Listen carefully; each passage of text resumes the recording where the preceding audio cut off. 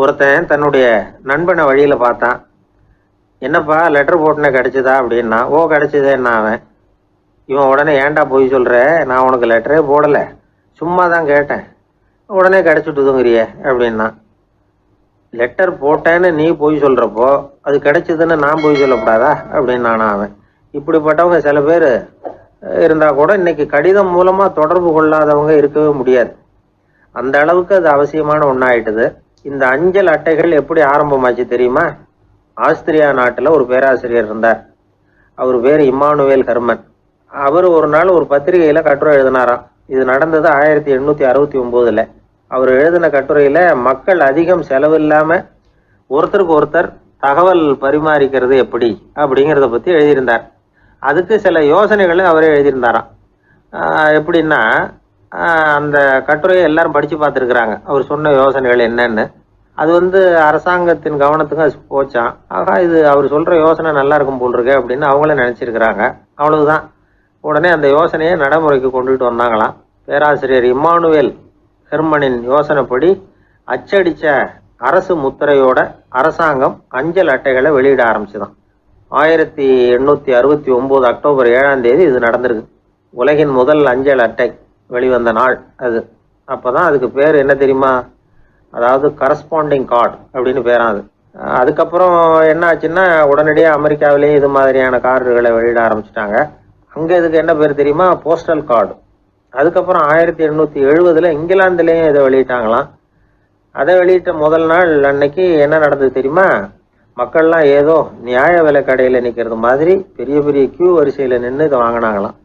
நம்ம நாட்டில் முதல் அஞ்சலகம் 1927 கல்கத்தாவில் ஆரம்பமாயிருக்கு. இன்னைக்கும் அஞ்சலகம் இல்லாத இடமே இல்லை. அந்த அளவுக்கு அஞ்சல் போக்குவரத்து அதிகமாக இருக்குது. அன்னைக்கு உள்நாட்டில் ஒருத்தருக்கு ஒருத்தர் தகவல் பரிமாற்றம் செய்து கொள்ள மலிவான ஒரு அஞ்சல் அட்டையை அரசாங்கம் வெளியிடலாம் அப்படின்னு பேராசிரியர் எழுதின கட்டுரை இன்னைக்கு எந்த அளவுக்கு ஆகியிருக்கு பார்த்தீங்களா? ஒருத்தன் ஒரு தபால் பெட்டிக்கு பக்கத்தில் தலையை வச்சுக்கிட்டு அவன் பாட்டுக்கு நின்றுட்டு இருந்திருக்கான். அங்கே இருந்து இன்னொருத்தன் கேட்டிருக்கான், என்ன ஆச்சுன்னு. கொஞ்ச நேரத்துக்கு முன்னாடி இந்த தபால் பெட்டியில் ஒரு கார்டு எழுதி போட்டேன், விவரமெல்லாம் நல்லா தான் எழுதியிருக்கிறேன், ஆனால் அட்ரஸ் எழுத மறந்துட்டேன் அப்படின்னு நானா. உடனே அவன், அதுக்காக கவலைப்படாத, நான் போட்ட கார்டில் அட்ரஸ் எல்லாம் பின்கோடு உள்பட கரெக்டாக எழுதியிருக்கேன், ஆனால் விவரம் எழுத மறந்துட்டேன் நானா. கவலைப்படாத, கொஞ்ச நேரத்தில் தபால்காரர் வருவார், பெட்டியை திறந்ததும் நம்ம லெட்டரை கேட்டு வாங்கிக்கலாம்னா ஒருத்தன். கொஞ்ச நேரத்துக்கு முன்னாடி அவர் வந்தார், கேட்டேன், அதுக்கப்புறம் தான் மனசுக்கு ரொம்ப கஷ்டமாக போச்சு நானா. இவன் ஏண்டான்னு கேட்டிருக்கான். அவன், இது தபால் புட்டு இல்லையா? எப்படின்னா, ஒரு 600 வருஷத்துக்கு முன்னாடி மனுஷனுக்கு இருந்த நெருக்கடி இருக்கு பாருங்க. ஒரு 600 வருஷத்துக்கு முன்னாடி மனுஷனுக்கு எவ்வளவு நெருக்கடி இருந்ததோ அதுபோல் 40 பங்கு இப்போ அதிகமாகிட்டு தான் கண்டுபிடிச்சி சொல்லியிருக்கிறாங்க. அவ்வளவு நெருக்கடிக்கு மத்தியில் நாம் வாழ்ந்துக்கிட்டு இருக்கிறோம். ஒரு 600 வருஷத்துக்கு முன்னாடி என் தலையில் 1 கிலோ வச்சுக்கிட்டு நின்னேன்னு வைங்க, இப்போ 40 கிலோ வச்சுக்கிட்டு நிற்கிறேன். அப்படி ஒவ்வொரு மனுஷனுக்கும் வாழ்க்கையில் நெருக்கடி அதிகமாக போச்சு. இப்போ இந்த நெருக்கடியில் முன்னாடிலாம் யாரோ ஒருத்தர் தான் தியானம் பண்ணுவாங்க. தியானம்னா ஒருத்தர் 2 பேர் காட்டுக்கு போய் தியானம் பண்ணிகிட்டு இருப்பாங்க 600 வருஷத்துக்கு முன்னாடி. இப்போ வீட்டுக்கு வீடு தியானம் நடக்குது. ஏன்னா அந்தளவுக்கு வாழ்க்கையில் ஒரு நிம்மதி வேணும் அப்படின்னு சொல்லி பண்ணிட்டாங்க. அதுக்கு தான் இயற்கை கொடுத்துருக்கிற ஒரு இயற்கையான வைத்தியம்தான் சிரிப்புங்கிறது. இதை பற்றி பெரியவங்கள்லாம் இப்போ ஆராய்ச்சி பண்ணிகிட்டு இருக்கிறாங்க. சிரிப்புங்கிறது நாம் பிறந்து ஒரு 6 மாதத்தில் தான் முதல் தடவையாக விவரமாக சிரிக்க ஆரம்பிக்கிறோமா. நம்ம பிறந்து 6 மாதத்துக்கு, அதாவது முதல் தடவை சிரிக்க ஆரம்பிக்கிறது ஒரு 6ஆவது வாரம், 1.5 மாதத்தில் தான் குழந்தை விவரமாக சிரிக்க ஆரம்பிக்குது. அப்புறம் அப்படியே சிரிக்க ஆரம்பிக்கிறோமா. அதையெல்லாம் இப்போ கணக்கு எடுத்துருக்குறாங்க. ஒரு குழந்தை ஒரு நாளைக்கு 200 தடவை சிரிக்குதான் ஒரு குழந்தை. பெரியவங்கள்லாம் 15 தடவை சிரிக்கிறாங்களாம். 200 தடவை சிரிச்சுக்கிட்டு இருந்த நாம் அப்படியே குறைஞ்சி 15 ஆகிட்டு. அதனால தான் இருதய நோயெல்லாம் வருது, ஹார்ட் அட்டாக்லாம் வருதுன்னு கண்டுபிடிச்சிருக்கிறாங்க. 200 சிரிப்புக்கு அது இயல்புத்தன்மை, மனுஷனுடைய இயல்புத்தன்மை சிரிக்கிறது. அதுக்கு ஜோக்கே தேவைப்படாது. ஆனால் இப்போ காலங்காலமாக நாம் என்ன போதிக்கப்பட்டு வந்திருக்கிறோம்னா, சிரிப்புங்கிறது ஒரு பாவமான செயல். ஒரு முதலாளிக்கு முன்னாடி தொழிலாளி சிரித்தா மரியாதை குறைச்சல், ஒரு கணவனுக்கு முன்னாடி மனைவி சிரித்தா மரியாதை குறைச்சல், அது மாதிரி ஒரு வாத்தியாருக்கு முன்னாடி பையன் சிரித்தா மரியாதை குறைச்சல், ஒரு ஆஃபீஸருக்கு முன்னாடி பியூனு சிரித்தா மரியாதை குறைச்சல், இப்படின்னு சொல்லி சிரிப்புங்கிறது ஏதோ மரியாதை குறைவான செயல்னு காலங்காலமாக நாம் போதிக்கப்பட்டு வந்திருக்கிறோம். இப்போ மரபு ரீதியாகவே அந்த சிரிப்பு நம்மகிட்ட சிறைப்பட்டு இருக்குதான், அடங்கி போச்சு. அந்த சிறைப்பட்டிருக்கிற சிரிப்பை வெளியில் கொண்டு வர்றதுக்கு தான் ஜோக்குன்னு ஒரு சாவியை போட வேண்டியிருக்கு. வேறு இந்த ஜோக்குக்கும் சிரிப்புக்கும் சம்மந்தம் இல்லை. அதை ஏற்கனவே இருக்கிறத வெளில கொண்டு வரதுக்கு ஒரு சாவி மாதிரி உபயோகப்படுதுன்னு இப்போ அதை பற்றி ஆராய்ச்சி பண்ணுறவங்களாம் சொல்கிறாங்க. ஏன்னா சிரிப்புக்கு ஜோக்கு தேவைப்படாது. இப்போ ஒரு குழந்தை தொட்டிலில் படுத்துருக்குன்னு வைங்களேன், குழந்தை தொட்டிலில் இருக்குது, அது முகத்துக்கிட்ட போய் ஒரு கிளுகிழுப்பை ஆட்டுங்க சிரிக்கும். அந்த கிளுகிழுப்பை சத்தமே சிரிக்க வைக்கிறதுல அதுதான் மனுஷனுடைய இயல்புத்தன்மை. அது என்ன ஜோக்காது? சத்தம். ஒரு கிளுகிழுப்பையை கொண்டு போய் குழந்தை முகத்துக்கிட்ட ஆட்டினா சிரிக்குதே, அதுதான் இயல்புத்தன்மை. அதே கிளுகிழுப்பையை ஒரு தாத்தா மூஞ்சிக்கிட்ட ஆட்டுங்க கோவம் வந்துடும், அடிக்க வருவார். என்னடா விளையாட்டு இது அப்படிமாரு. ஏன்னா அவர் சிரிச்சுக்கிட்டு இருந்தவர், அப்படி இருந்தவர் ஒரு காலத்தில். ஒரு கிளுகிழுப்பைக்கு சிரித்தவர் ஒரு காலத்தில் இப்போ கோவப்படுறாருன்னா அந்த அளவுக்கு நம்ம மாறி போயிட்டே வந்துக்கிட்டு இருக்கிறோம். அதனால் அந்த இயல்புத்தன்மை மாறாமல் இருக்கணுங்கிறது ரொம்ப முக்கியம். அதுக்காக எல்லோரையும் குழந்தையாக்க முடியாது. மனுஷன் எல்லோரும் இனிமேல் வயசுங்கிறது கூட ஆகிட்டே தான் இருக்கும். அதுக்காக குறைச்சிக்கிட்டே போக முடியாது. அதுக்கு யாராவது மருந்து கண்டுபிடிச்சாதான் உண்டு. ஆனால் ஒருத்தர் மருந்து கண்டுபிடிச்சாராம், சொல்லுவாங்க. ஒரு டாக்டர் ஒரு மாத்திரை கண்டுபிடிச்சாராம். ஒரு மாத்திரை சாப்பிட்டா ஒரு வயசு குறையும், ஒரு மாத்திரை சாப்பிட்டா ஒரு வயசு குறையும் அப்படின்னு ஒரு மாத்திரையை கண்டுபிடிச்சிருக்காரு. ஒரு பாட்டி அம்மா, 90 வயசு பாட்டி, அது போயிருக்கு. அதே டாக்டர்கிட்ட போய், ஐயா எனக்கு ஒரு பாட்டில் மாத்திரை கொடுங்க, இந்த வயசு குறையிற மாத்திரை அப்படின்றது. அவர் ஒரு பாட்டில் கொடுத்தாரு மாத்திரை. பாரும்மா பாட்டியம்மா, ஒரு மாத்திரை சாப்பிட்டா ஒரு வயசு குறையும், எடுத்துகிட்டு போகணும்னு கொடுத்துருக்காரு டாக்டர். இந்த 90 வயசு பாட்டி எடுத்துகிட்டு வீட்டுக்கு வந்துட்டு மறுநாள் அதே டாக்டர்கிட்ட போயிருக்கு. 30 வயசு பொண்ணாக போச்சான். 30 வயசு பொண்ணாக மாறி அதே டாக்டர்கிட்ட போயிருக்கு. இடுப்பில் ஒரு கை குழந்தை, அது சட்டை கிட்ட போடாமல் கட்டவரில் வாயில் வச்சுட்டு உட்காந்துருக்கு. நேராக டாக்டர்கிட்ட போய், டாக்டர் நேற்று வந்தேன், ஏதோ ஒரு மாத்திரை சாப்பிட்டா ஒரு வயசு குறையினீங்க, நான் ஏதோ ஒரு ஆர்வத்தில் ஒரு 30-40 மாத்திரை சாப்பிட்டேன், இப்படி ஆகிட்டேன் அப்படின்னு. இப்போ டாக்டர் சொல்லியிருக்காரு, இதுக்கு ஏமா வருத்தப்படுற, எல்லோரும் வயசு குறையணும்னு தான் நினைக்கிறாங்க, உனக்கு வயசு குறைஞ்சிட்டுது, நீ சந்தோஷப்படு, இதுக்கே மறுபடியும் என்னட்ட வந்திருக்கிற அப்படின்னாரான் டாக்டர். அப்போ அந்த அம்மா சொல்லித்தேன், அதை என்னை பற்றி பரவாயில்ல டாக்டர், என் இடுப்பில் பாருங்கள் கை குழந்தை, இது சட்டை கிட்ட போடாமல் உட்காந்துருக்கு, கட்டவரில் வாயில் வச்சுட்டு உட்காந்துருக்கு, இது ரொம்ப ஆர்வத்தில் ஒரு 70 மாத்திரையை சாப்பிட்டு விட்டுது, இது என் வீட்டுக்காரரு. இவர் இடுப்பை விட்டு கீழே இறங்க மாட்டேங்கிறார். நான் எதையாவது கொடுத்து இனிமேதான் வயசை கூட்டி இறக்கி விடுவேன் டாக்டர் அப்படின்னு தான். அவர் ஏதோ நமக்கும் இதுக்கும் சம்மந்தம் இல்லைங்கிறது மாதிரி கட்டாரில் வச்சுட்டு அவர் பாட்டு உட்காந்துருக்கார்.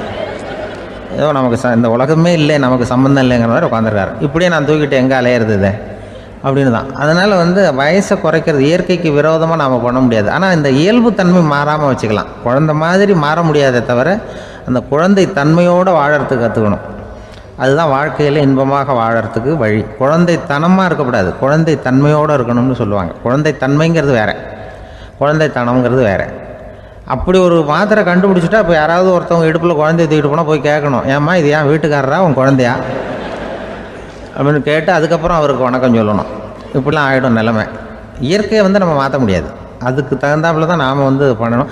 குழந்தை தன்மையோடு வாழறதுக்கு குடும்பத்தில் குழந்தை தன்மைங்கிறது எப்படின்னா, இப்போ ஒரு சில பேருக்கு அந்த குழந்தைத்தன்மை உண்டு. ஒரு வீட்டில் ஒரு புள்ள படுத்துருக்கு, அம்மா எழுப்புறாங்க, காலேஜுக்கு நேரமாச்சு எழுந்திருப்பா, காலேஜுக்கு நேரமாச்சு எழுந்திருப்பா அப்படின்ட்டு. அந்த அம்மா அந்த புள்ளை சொல்லியிருக்கு, ஐயோ எனக்கு காலேஜுக்கு போகிறதுக்கே பிடிக்கலம்மா, என்னை தொந்தரவு பண்ணாத, காலேஜுக்கு போகிறதுக்கு எனக்கு பிடிக்கல அப்படின்னு தான். அப்போ அந்த அம்மா சொல்லியிருக்கு, ஏன் உனக்கு காலேஜுக்கு போகிறதுக்கு பிடிக்கல, கல்லூரிக்கு போகிறதுக்கு, அதுக்கு 2 காரணம் சொல்லு அப்படின்னு இருக்கா. அப்போ அந்த புள்ளை சொல்லிச்சான், ஏன் பிடிக்கலன்னா, கல்லூரியில் இருக்கிற வாத்தியாருக்கும் என்ன பிடிக்க மாட்டேங்குது, ஆசிரியர்களுக்கும். 2வது காரணம், கல்லூரியில் படிக்கிற மாணவர்களுக்கும் என்ன பிடிக்கல, அதனால் நான் காலேஜுக்கு போக மாட்டேன்ற குழந்தை புள்ள சொல்லியிருக்கு. அம்மா அப்படிலாம் நீ இதுக்காக போகாமல் இருக்கக்கூடாது, நீ போய் தான் ஆகணும் அப்படின்னு பிடிவாதமாக அந்த அம்மா பிள்ளைய எழுப்புனாங்களாம். சரி நான் எதுக்கு காலேஜ் போகணும்னு சொல்கிறேன், அதுக்கு நீ 2 காரணம் சொல்லு அப்படின்னு தான் அந்த புள்ள. அப்போ அந்த அம்மா சொன்னாங்களாம், நீ ஏன் காலேஜுக்கு போகணும்னா, முதல் காரணம் உனக்கு வயசு 52, 2வது காரணம் நீ தான் பிரின்சிபால் அப்படின்னு தான். என்ன இருந்தாலும் அவங்க அம்மாவுக்கு அது புள்ள தானே, அதுதான் குழந்தை தன்மைங்கிறது. 52 வயசுலேயும் குழந்தை தன்மையோடு இருக்கார் பாருங்கள், அதுதான் அந்த குழந்தை தன்மையோடு வாழறது தான் வெற்றிக்கு வழின்னு சொல்லுவாங்க. இன்பம் துன்பம் இது 2ம் சேர்ந்தது தான் வாழ்க்கை. இது எல்லாரும் சொல்லிகிட்டு இருக்கிற ஒரு உண்மை. அது சரி, இது ரெண்டும் வர்றதுக்கு என்ன காரணம்? துறவி ஒருத்தர் யோசித்து பார்த்துருக்கார். இன்ப துன்பம் தோன்றுவதற்கு முக்கியமாக 6 காரணங்கள் உண்டு அப்படிங்கிறார் அவர். அது என்னங்கிறத நாமளும் தெரிஞ்சு வச்சுக்குவோமே. இப்போ முதல் காரணம் சுயநலம். ஒரு தாயார் தன்னுடைய சுயநலம் கருதி தன்னுடைய மகன் இன்பமாக இருக்கணும்னு ஆசைப்படுறாங்க. மகனும் அப்படியே ஆசைப்படுறான். அதனால் தாயாரின் இன்ப துன்பங்களை பார்த்துட்டு மகனும் இன்ப துன்பம் அடையிறான். அந்த அம்மாவுக்கும் அதே நிலைமை தான். 2வது காரணம் உறவு. நான் துறவியான பிறகு கூட உறவுங்கிற காரணத்தினால தான் தாயாருடைய சுக துக்கங்களை கண்டு நானும் சுக துக்கம் அடைகிறேன். என் தாயாருடைய நிலைமையும் இதுதான் அப்படிங்கிறார் ஒரு துறவி. 3வது காரணம் என்னென்னா அறிமுகம். எனக்கு அறிமுகமான ஒருத்தரை ரயில் நிலையத்தில் சந்திக்கிறேன். அவர் தன்னுடைய பணப்பையை எங்கேயோ தொலைச்சி விட்டு வருத்தப்பட்டுக்கிட்டு இருக்கிறார். நானும் வருத்தப்படுறேன். அந்த சமயத்தில் யாரோ ஒருத்தர் இதுதானே அவங்க பணப்பை அப்படின்னு சொல்லி கொண்டாந்து நீட்டுறார். பணப்பையை தொலைச்சவர் சந்தோஷப்படுறார், நானும் சந்தோஷப்படுறேன். இது அந்த துறவி சொல்கிற அனுபவம். 4வது காரணம் என்னென்னா கருணை. எனக்கு முன்னே பின்னே தெரியாத ஒருத்தனை யாரோ ஒருத்தன் அடித்து காயப்படுத்தி போடுறான். கருணை காரணமாக நான் அதுக்காக துக்கப்படுறேன். 5வது காரணம் எதையும் நம்புறது. ஒரு பசுமாட்டை ஒரு முரணை அடிச்சுக்கிட்டு இருக்கிறான் அப்படின்னு ஒருத்தர் நம்மகிட்ட சொல்கிறாருன்னு வைங்க, உடனே நான் துக்கப்படுறேன். இன்னொருத்தர் அந்த முரணனை போலீஸ்காரங்க பிடிச்சிட்டு போயிட்டாங்கன்னு சொல்கிறாரு. நான் உடனே சந்தோஷப்படுறேன். 3வதாக ஒருத்தர் முதல் 2 பேரும் சொன்னது பொய்யுங்கிறார். அப்போ நான் இன்ப துன்பம் ரெண்டுமே இல்லாமல் நிம்மதியாக இருக்கிறேன். இது ஒரு விதம். அடுத்தது 6வது காரணம் என்னென்னா தன்மயமாகுதல்.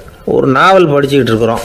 அதில் வர்ற பாத்திரங்களோடு நாம் ஒன்றி போயிடுறோம். அதில் வர்ற பாத்திரங்கள் சிரிச்சுதுன்னா நாமளும் சிரிக்கிறோம், அது அழுதுன்னா நாமளும் அழறோம். அதெல்லாம் அந்த துறவி சொல்கிற அனுபவ உண்மைகள்.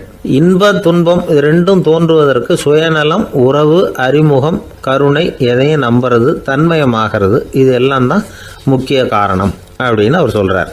ஆகக்கூடி ஒட்டு மொத்தமாக யோசனை பண்ணி பார்த்தா பிற பொருள்கள் மீது பற்றுதல் காரணமாக தான் நாம் இன்ப துன்பம் அடையிறோம் அப்படிங்கிறத புரிஞ்சிக்க முடியுது. மனுஷன் இன்ப துன்பம் அடையிறதுக்கு 7வது காரணம் கூட ஒன்று உண்டு அப்படின்னு சொல்லிகிட்டே வந்தார் ஒருத்தர். அது என்ன அப்படின்னு கேட்டோம். அதுதான் சார் இந்த நீங்கள் சொல்லிட்டு வர்ற இன்று ஒரு தகவல்னார். எப்படி சொல்கிறீங்கன்னு கேட்டோம். இன்று ஒரு தகவல் கேட்க ஆரம்பிக்கிறப்போ மனசில் இன்பம், ஆரம்பித்த உடனே இது ஏற்கனவே கேட்ட சமாச்சாரமாச்சே அப்படின்னு நினைக்கிறப்போ துன்பம் அப்படின்னு அதுக்கு ஒரு விளக்கம் கொடுத்தார் அவர்.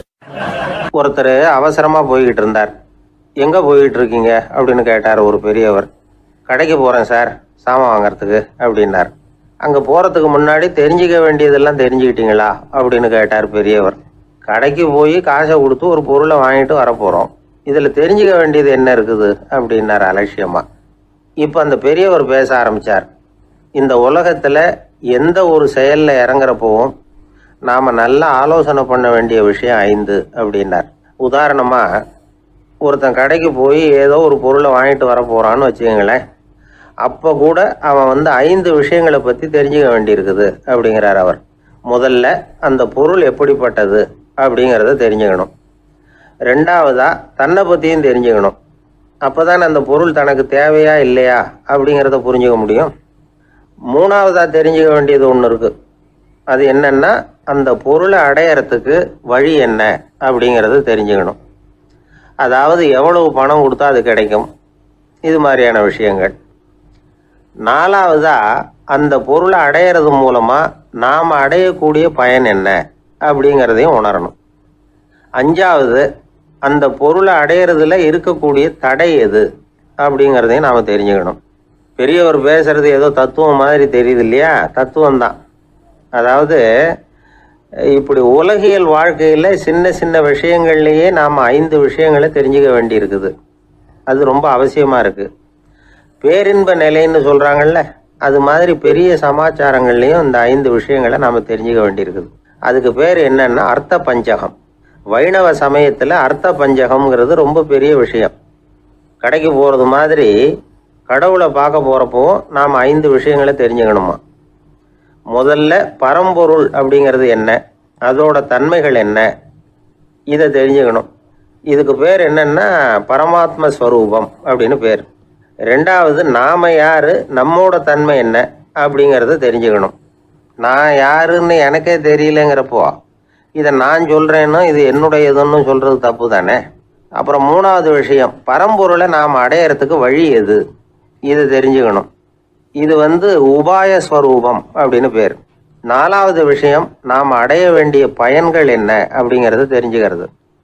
இதுக்கு புருஷார்த்தம் அப்படின்னு பேர். அஞ்சாவது, அந்த பயனை அடைய விடாமல் தடுக்கிற தடைகள் யாவை அப்படிங்கிறது தெரிஞ்சுக்கிறது. இது விரோதி ஸ்வரூபம். இதைத்தான் தடையியல் அப்படின்னு சொல்றாங்க.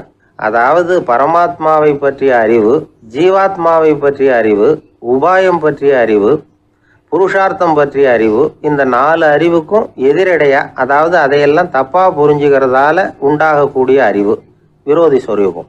என்ன இது தகவல்ல ஏதாவது கதை சொல்லுவீங்கன்னு பார்த்தா ஏதோ தத்துவம் பேசிட்டு இருக்கிறீங்களே அப்படின்னு நினைக்கலாம். இதுவும் தெரிஞ்சுக்க வேண்டிய ஒரு பெரிய விஷயம்தான்.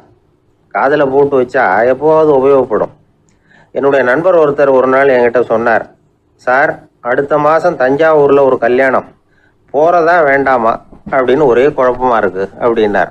நான் உடனே இந்த அர்த்த பஞ்சக உபதேசம் பண்ண ஆரம்பித்தேன். அவர் எல்லாத்தையும் பொறுமையாக கேட்டுவிட்டு, சரி சார் நான் போகிறதுன்னு முடிவு பண்ணிவிட்டேன்னார்.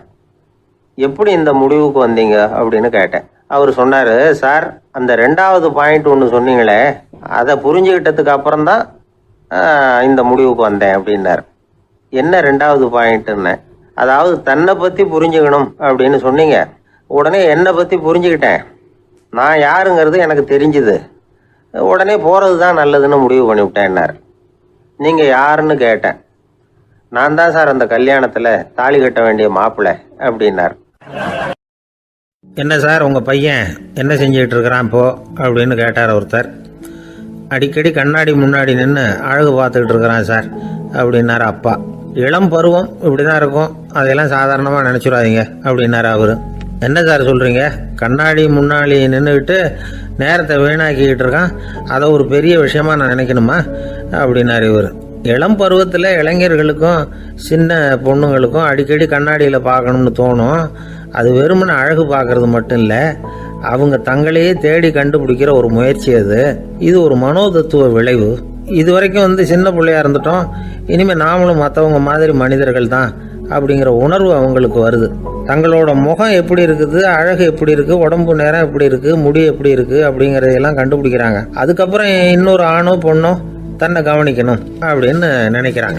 இதெல்லாம் மனோதத்துவ உண்மைகள், இதெல்லாம் இயற்கை. இதை பார்த்துட்டு பெற்றவங்க பிள்ளைங்க கெட்டு போட்டாங்க அப்படின்னு நினைக்கக்கூடாது, அவங்கள திட்டிக்கிட்டே இருக்கக்கூடாது. இன்னைக்கு பல குடும்பங்களில் இதுதான் நடந்துகிட்டு இருக்குது. மனுஷ வாழ்க்கையிலேயே இப்படியும் இல்லாத அப்படியும் இல்லாத ஒரு பருவம் இளம் பருவம். 13லேருந்து 19 வயசுக்கு உட்பட்ட ஆண்கள் பெண்கள் இந்த வகையை சேர்ந்தவங்க, டீனேஜ் குரூப். இவங்கள சின்னவங்கன்னு நினச்சிட முடியாது, பெரியவங்கன்னு நினச்சிட முடியாது. இவங்க ரொம்ப சென்சிட்டிவ். சமூகம் நினச்சா இவங்களை நல்லவங்களாகவும் ஆக்கலாம், கெட்டவங்களாகவும் ஆக்கலாம். கொஞ்சம் அக்கறை எடுத்துக்கிட்டால் பெரிய பெரிய மேதைகளையும் விஞ்ஞானிகளையும் உருவாக்கலாம். ஆனால் நடக்கிறது என்ன தெரியுமா, அநேகமாக இவங்களை யாருமே சரியாக புரிஞ்சுக்கிறது இல்லை, இவங்களை சரியாக நடத்துறதும் இல்லை. இது வரைக்கும் நாம் சொல்கிறத கேட்டுக்கிட்டு இருந்தான், இப்போல்லாம் அவன் இஷ்டத்துக்கு நடக்க ஆரம்பிச்சுட்டான் அப்படின்னு வருத்தப்படுற பெற்றோர்கள் அதிகம். இது வருத்தப்படுற விஷயம் இல்லை, சந்தோஷப்பட வேண்டிய விஷயம். உங்கள் புள்ள சொந்தமாக யோசிக்க ஆரம்பிக்கிறதும் நடந்துக்க ஆரம்பிக்கிறதும் ஒரு தப்பான விஷயமா? அவன் கடைசி வரைக்கும் உங்கள் பேச்சையே கேட்டுக்கிட்டு இருக்கணுங்கிறது என்ன நியாயம்? இன்னைக்கு இளைஞர்களை பெரியவங்க தப்பாக புரிஞ்சுக்கிட்டு தவறாக நடத்துறதுனால தான் அவங்களுக்கு வெறுப்பு, எரிச்சல், மனக்கசப்பு எல்லாம் உண்டாகுது. பெற்றவங்க சரியாக மதிக்கிறது இல்லை அப்படிங்கிற ஒரே காரணத்தினாலேயே வீணாக போகிற பிள்ளைங்க இன்னைக்கு அதிகம். சரி, பெற்றவங்களுக்கு இன்னைக்கு என்ன தான் புத்தி சொல்ல வர்றீங்க அப்படின்னு கேட்குறீங்களா? நாம் எதையும் சொல்ல வரல, ஆனால் அது சம்பந்தமான சில நிபுணர்கள் சொல்லியிருக்கிறத உங்கள் காதில் போட்டு வைக்கலாம். அது என்னென்னா, பிள்ளைங்க கிட்ட அன்பு செலுத்துங்க. குழந்தையா இருந்தப்போ எவ்வளவு பாசமாக இருந்தீங்க, வளர வளர அதை ஏன் குறைச்சிக்கிறீங்க? பெற்றவங்களின் அன்பான வார்த்தைகளுக்கு ஏங்குறவங்க தான் இன்றைய இளைஞர்கள். அவங்க எதை சொன்னாலும் அதை அக்கறையாக காது கொடுத்து கேளுங்க, அலட்சியப்படுத்தாதீங்க. அவங்க விரும்புறது உங்ககிட்ட இருந்து ஒரு மதிப்பு, மரியாதை, அங்கீகாரம், இவ்வளவுதான். அவங்க அவங்களாவே முடிவுகள் எடுக்கட்டும், அதுக்கு நீங்கள் உதவியாக இருங்க, அது போதும். மற்றவங்க முன்னாடி, முக்கியமாக அவங்க நண்பர்கள் முன்னாடி அவங்கள பற்றி மட்டமாக பேசாதீங்க. அவங்கக்கிட்ட பொய் சொல்லக்கூடாது. நீங்கள் சொன்னது பொய்ன்னு தெரிஞ்சு போச்சுன்னா உங்கள் பேரில் அவங்களுக்கு இருக்கிற மதிப்பு போயிடும், நம்பிக்கை போயிடும். அவங்களுக்கு முன்னாடி நீங்கள் சண்டை போடக்கூடாது. உங்கள் பிள்ளைய எப்பவும் இன்னொரு பிள்ளையோட ஒப்பிட்டு பேசுகிற வேலையே வேணாம். கூட பிறந்த மற்றவங்களோட கூட ஒப்பிடக்கூடாது. இப்படி செஞ்சா அவன் உங்ககிட்டயும் பிரியமா இருக்க மாட்டான், அவங்ககிட்டயும் பிரியமா இருக்க மாட்டான். புள்ள எங்கே போகிறான், என்ன பண்ணுறான் அப்படின்னுலாம் துப்பறிஞ்சிக்கிட்டு இருக்கக்கூடாது. இளைஞர்கள் தனிமையை விரும்புகிறவங்க. அவங்கள பெட்டியில் வச்சு மூடி பாதுகாக்கணும்னு நினைக்கக்கூடாது. அவங்கள எப்படி பாதுகாக்கிறது அப்படிங்கிறது அவங்களுக்கே தெரியும். உங்கள் புள்ள எப்படி நடந்துக்கணும்னு நீங்கள் எதிர்பார்க்குறீங்களோ அது மாதிரி நீங்கள் நடந்து காட்டுங்க, அது போதும். ஒரு வீட்டில் அப்பாவும் அம்மாவும் பேசிக்கிட்டு இருக்கிறாங்க. என்னங்க நம்ம பொண்ணு பெரியவளாயிட்டா, அடிக்கடி கண்ணாடி முன்னாடி போய் நின்றுக்கிட்டு இருக்கிறா, சீக்கிரமாக ஒரு பையனை பார்த்து கல்யாணத்தை முடிக்காமல் இப்படி மசன்னு கல் மாதிரி உட்காந்துருக்குறீங்களே அப்படின்னு சத்தம் போட்டாங்க அந்த அம்மா. அவசரப்படாத, பார்க்கறதுக்கு கண்ணுக்கு அழகா லட்சணமா புத்திசாலியா ஒரு பையன் கிடைக்க வேணாமா, அதுதான் பார்த்துக்கிட்டு இருக்கிறேன் அப்படின்னாரு அப்பா. இதுக்கு அந்த அம்மா சொல்றாங்க, எங்க அப்பா இப்படியெல்லாம் நினைச்சுக்கிட்டு இருந்திருந்தா எனக்கு கல்யாணமே ஆயிருக்காது தெரியுமா அப்படின்னாங்களாம். ஆரம்ப காலத்தில் ஒரு குரு, அப்போ ஒரு சீடன் இருந்தான். அது வேடிக்கையான குரு, வேடிக்கையான சீடன். ஒரு ஆசிரமம். ஒரு நாள் ஒருத்தன் அவசரமாக அந்த குருவை தேடி வந்திருக்கிறான். என்ன விஷயம்னு விசாரித்தார் குரு. உங்கள் சீடர் என்னை அடிச்சுட்டார் அப்படின்னு புகார் பண்ணானா அந்த ஆள். குரு சீடனை கூப்பிட்டார். அடிச்சியா இந்த ஆளை அப்படின்னு கேட்டாராம். ஆமான் இருக்கான் சீடன். ஏன் அடிச்சே அப்படின்னு கேட்டாராம். இந்த ஆள் உங்களை பற்றி மட்டமாக பேசிவிட்டான், என்னால் அதை தாங்கிக்க முடியல, அதனால தான் அடிச்சுட்டேன்ருக்கான். அப்படி என்ன பேசினா அப்படின்னு கேட்டாராம். உன்னுடைய குருநாதர் இப்போல்லாம் அர்த்தமில்லாமல் பேச ஆரம்பிச்சுட்டார் அப்படின்னு சொல்லிவிட்டான், அதனால தான் அடிச்சுட்டேன் அப்படின்னானா. அதுக்காக அடிச்சே அப்படின்னாராம். நான் அதுக்காக அடிக்கல குருவே, இப்பெல்லாம் நீங்கள் அர்த்தமில்லாமல் பேசுறதாக அவன் சொல்கிறான், அப்படின்னா இதுவரைக்கும் நீங்கள் அர்த்தத்தோடு பேசினதாகத்தானே அர்த்தம், அது தப்பு தானே, அதனால தான் அடித்தேன் அப்படின்னானா. ஒரு பெரியவர் உட்கார்ந்துருக்கிறார். அவரை சுற்றி அவருடைய தோழர்கள் உட்கார்ந்துருக்கிறாங்க. ஏதோ ஒரு முக்கியமான செய்தியை அவர் அவங்களுக்கு சொல்லிகிட்டு இருக்கிறார். அவங்களும் ஆர்வமாக கேட்டுக்கிட்டு இருக்கிறாங்க. இந்த சமயத்தில் யாரோ ஒரு ஆள் வேகமாக அங்கே வர்றார். வர்ற வேகத்திலேயே எனக்கு ஏதாவது உதவி செய்யுங்க அப்படின்னு கேட்டுக்கிட்டே வர்றார். கேட்கறது உதவி, ஆனால் குரல் மிரட்டுறது மாதிரி இருக்கு, அதட்டி கேட்கறது மாதிரி இருக்கு. இதை கேட்டதும் அந்த பெரியவர் ஆத்திரப்படலை, ஆனால் அவரை சுற்றி இருந்தவங்க ஆத்திரப்பட்டாங்க. இதை பெரியவர் கவனிச்சார். கொஞ்சம் அமைதியாக இருங்கன்னார். வந்தவரை கூப்பிட்டார். அவருக்கு சில பொருள்களை கொடுத்தார். என்னங்க இப்போ உங்களுக்கு மகிழ்ச்சி தானே அப்படின்னார். அப்படின்னு அலட்சியமா அவர் சொல்கிறார். நான் உங்களை நல்ல முறையில் நடத்தினேன்னா அப்படின்னு கேட்குறாரு அவர் மறுபடியும். அதெல்லாம் ஒன்றும் இல்லை அப்படின்னு சொல்லி அவர் சொல்லிகிட்டு இருக்கிறாரு. குரலில் கடுமை குறையில. சுற்றி இருந்தவங்களால இதை பொறுத்துக்க முடியல. கோபத்தோடு அவரை நோக்கி நெருங்க ஆரம்பித்தாங்க. பெரியவர் அவங்களையெல்லாம் தடுத்து நிறுத்தினார். வந்தவரை வாங்க என்னோட அப்படின்னு சொல்லி அழைச்சிட்டு போனார். வீட்டுக்கு போனார். அங்கே போனதும் இன்னும் சில பொருள்களை எடுத்து அவர்கிட்ட கொடுத்தார். இப்போ திருப்தி தானே, நான் உங்ககிட்ட நல்ல முறையில் நடந்துக்கிட்டேனா அப்படின்னார். அவர் முகம் இப்போ தான் கொஞ்சம் மலர்ந்தது. ரொம்ப நன்றி, இறைவன் உங்கள் குடும்பத்துக்கு எல்லா நன்மைகளையும் செய்வான் அப்படின்னு சொன்னார். இதே வார்த்தைகளை என்னுடைய தோழர்கள்கிட்டே சொல்லிட்டீங்கன்னா அவங்க கோபம் தணிஞ்சிரும், வர முடியுமான்னார். கண்டிப்பாக வர்றேன் அப்படின்னாரு. மறுநாள் காலையில் அந்த இடத்துக்கு வந்தார். அதே மாதிரி சொல்லிவிட்டு அவர் போயிட்டார். தோழர்கள்லாம் ரொம்ப வியப்போடு பெரியவரை பார்த்தாங்க. அந்த பெரியவர் தான் நபிகள் நாயகம். அவர் சொன்னார், ஒருத்தன் ரொம்ப ஆசையாக ஒரு ஒட்டகத்தை வளர்த்துக்கிட்டு வந்தான். ஒரு நாள் அந்த ஒட்டகம் கயத்தை அறுத்துக்கிட்டு ஓடி போயிட்டுது. அக்கம் பக்கத்தில் இருக்கிறவங்கெல்லாம் அந்த ஒட்டகத்தை பிடிக்கிறதுக்கு முயற்சி பண்ணாங்க. அதை துரத்திக்கிட்டு ஓடினாங்க.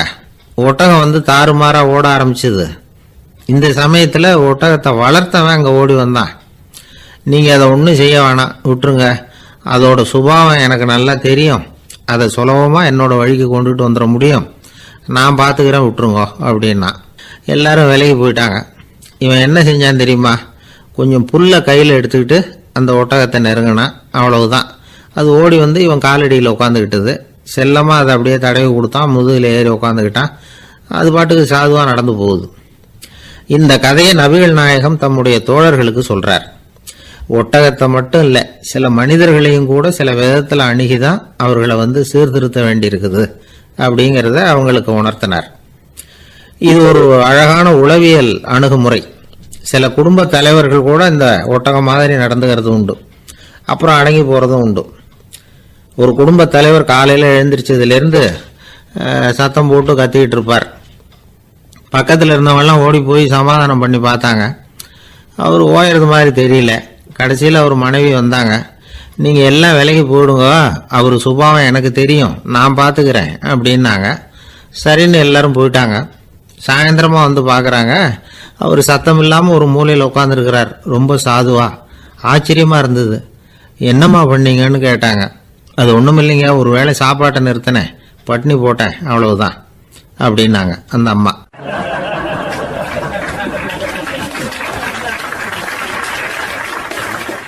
ஒரு தடவை கலைவாணர் என்எஸ் கிருஷ்ணன் பேராசிரியர் கல்கியை சந்திச்சு பேசிக்கிட்டு இருந்தாராம். கலைவாணர் கல்கியை பார்த்து, எனக்கு கதை எழுத ஆசையா இருக்கு, எப்படி எழுதுறதுன்னு கேட்டாராம். கதை எழுதுறதுக்கு 4 மை வேணும்னாராம் கல்கி. அப்படியா, அப்படின்னா என்னென்ன கலர் மை அப்படின்னு கேட்டிருக்காரு கலைவாணர் சிரிச்சுக்கிட்டே. நான் சொன்னது கலர் மை இல்லை, அது வேற மை. அதாவது கதை எழுதுறதுக்கு தேவைப்படுகிற 4 மை எதுன்னா, 1 திறமை, 2 பேணாமை, 3வது தனிமை, 4வது பொறுமை அப்படின்னாராம். உடனே கலைவாணர், உங்க யோசனை அருமை அப்படின்னாராம். அதுதான் கலைவாணர். பொதுவாக எழுத்தாளர்கள் எழுதுகிற மாதிரி நடந்துக்கிறது இல்லை. ஆனால் கலைவாணர் என்ன சொல்லுவாரோ அதே மாதிரி நடந்துக்குவார். எல்லாருக்கும் எல்லாம் கிடைக்கணுங்கிற கருத்தை சினிமா படங்களில் வலியுறுத்துவார். அதே மாதிரி நடைமுறை வாழ்க்கையிலேயே எல்லாருக்கும் எல்லாமும் கொடுப்பார். பணம், பதவி, புகழ் இப்படி எதுவுமே இல்லாத ஒரு சாதாரண மனுஷனாக இருந்தால் கூட இவர் மனுஷனுக்கு கொடுக்குற மரியாதையில் கொஞ்சமும் குறைச்சல் இருக்காது. இந்த குணம் சாதாரணமாக எல்லாருக்கும் இருக்கிறது இல்லை. அவர் சினிமா தியேட்டருக்கு போய் சினிமா பார்க்கறது வழக்கம். அவர் வந்திருக்கிறாருங்கிறது தெரிஞ்சா போதும், வெளியில பிச்சைக்காரங்க வந்து கூடிடுவாங்க. இது அவருக்கு தெரியும். வெளியில நம்மளை நம்பி ஒரு கூட்டம் காத்துக்கிட்டு இருக்குமேன்னு நினைப்பார். உடனே ஒரு 100 ரூபா நோட்டை கொடுத்து சில்லறையா மாத்திட்டு வர சொல்லுவார். படம் முடிஞ்சு வெளியில வர்றப்போ சில்லறையோட வருவார். எல்லாருக்கிட்டையும் கொடுத்துருவார். ஏன்னா எல்லாரும் தேடிட்டு வருவாங்க அவரை. என்ன எல்லாரும் சௌக்கியமா இருக்கிறீங்களா அப்படின்னு பிரியமா விசாரிப்பார். ஏதோ ரொம்ப நெருங்கின சொந்தக்காரங்களை விசாரிக்கிறது மாதிரி விசாரிப்பாரு. தன்கிட்ட இருக்கிற சில்லறையை எல்லாருக்கும் சமமா பிரிச்சு கொடுத்துட்டு தான் அங்கிருந்து புறப்படுவார். ஒரு நாள் அது மாதிரி புறப்படுற சமயத்துல ஒரு சின்ன பையனுக்கு சில்லறை எதுவும் கிடைக்கல கொடுக்கறதுக்கு. இது கலைவாணருக்கு தெரியாது. கார்ல ஏறி புறப்பட்டு போயிட்டார். அந்த பையன் காரை பிடிச்சிக்கிட்டு பின்னாடியே ஓடியாந்துருக்கிறான். ஐயா, நீங்களே இல்லைன்னு சொன்னா நான் என்ன பண்றது, இன்னைக்கு பட்னி தான், அம்மாவுக்கு வேற உடம்பு சரியில்லை அப்படின்னு கத்திக்கிட்டே ஓடியாந்தானா. கலைவாணர் கவனிச்சுட்டார். உடனே காரை நிறுத்த சொன்னார். இறங்கினார். அந்த சின்ன பையனை கட்டி பிடிச்சிக்கிட்டு, என்னை மன்னிச்சுக்கப்பா, நான் கவனிக்காம வந்துட்டேன் அப்படின்னு சொல்லி அழ ஆரம்பிச்சுட்டாராம். இன்னொரு தடவை இதே மாதிரி ஒரு தியேட்டர்ல இருந்து வெளியில வந்திருக்கிறார். ஒரு ஆள் அவர்கிட்ட வந்து நின்றுருக்கார். அவர் கொடுக்கறதுக்கு இவர்கிட்ட பணம் இல்லை. பணம் இல்லையாப்பா அப்படின்னாராம். உங்ககிட்டயே இல்லையா அப்படின்னாராம் அவரு. கலைவாணருக்கு மனசு ரொம்ப சங்கடமா போச்சு. உடனே புறப்பட்டு வீட்டுக்கு போனார். அங்கே இங்கே தேடி பார்த்து அங்கிருந்த கொஞ்சம் நெஞ்ச சில்லறை எடுத்தார். காரு டிரைவரை கூப்பிட்டார். தியேட்டர் வாசல்ல நின்றுகிட்டு இருந்த ஆசாமியோட அங்க அடையாளங்களை சொன்னார். காரை எடுத்துட்டு போய் அந்த ஆளை கண்டுபிடிச்சி இந்த காசை கொடுத்துட்டு வா அப்படின்னு அனுப்பி வச்சாராம். பிச்சை போடுறதுக்காக காரை அனுப்புனதாக வேற யாரை பத்தியாவது நீங்க கேள்விப்பட்டிருக்கிறீங்களா? அவர் ஒரு வித்தியாசமான மனிதர், வித்தியாசமான கலைஞர். கலைவாணரோட சகோதரர் கல்யாணம் நடந்தது. அதுல தியாகராஜ பாகவதர் கச்சேரி முடிஞ்ச உடனே அதுல சம்பந்தப்பட்ட கலைஞர்களுக்கெல்லாம் கலைவாணர் பரிசுகள் கொடுக்குறார். அந்த கச்சேரியில கடம் வாசிச்சவருக்கு மட்டும் மற்ற எல்லாருக்கும் கொடுத்ததை விட பெருசா ஒரு வெள்ளி கோப்பையை பரிசா கொடுத்தாராம். மற்றவங்களுக்கெல்லாம் சின்னதா கொடுத்துட்டு கட வித்துவானுக்கு மட்டும் பெருசா பரிசு கொடுக்குறீங்களே ஏன்னு கேட்டிருக்கிறாங்க. அதுக்கு கலைவாணர் விளக்கம் கொடுத்தாராம். இப்பெல்லாம் ரயில்ல கூட்டம் அதிகங்கிறது உங்களுக்கு எல்லாருக்கும் தெரியும். இந்த வித்வான் இவ்வளவு பெரிய மண்பானைய ரயில்ல ரொம்ப பத்திரமா உடையாம ரொம்ப தூரத்துல இருந்து கொண்டு வந்திருக்கிறாரே, அது என்ன சாமானியமான காரியமா?